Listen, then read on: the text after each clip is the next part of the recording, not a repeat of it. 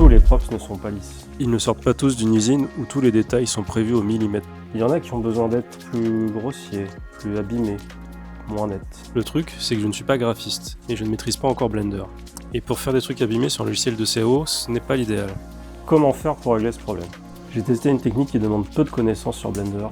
Imaginons que ce cube est un objet modélisé dans un logiciel de CAO et que l'on a importé dans Blender. La première étape consiste à aller dans l'onglet Sculpture. Puis on active le DIN Topo sur l'objet avec une taille de détail assez petite. Ça va nous permettre de sculpter finement le maillage. Ensuite, on prend l'outil Crease Polish et on l'applique sur l'objet un peu au hasard. Il ne faut pas hésiter à changer la taille de la brosse pour varier l'effet. J'ai utilisé cette technique pour créer l'argent du jeu de rôle du Forge-Monde. Je trouve que ça marche plutôt pas mal. Le souci avec cette méthode, c'est que la taille de l'objet va augmenter très vite, et le mesh va rapidement avoir beaucoup de triangles.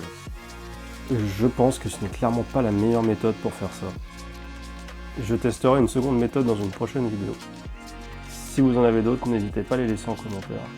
Merci d'avoir regardé cette vidéo, pensez à liker et à vous abonner si elle vous a plu. C'était le petit atelier de John, à la prochaine.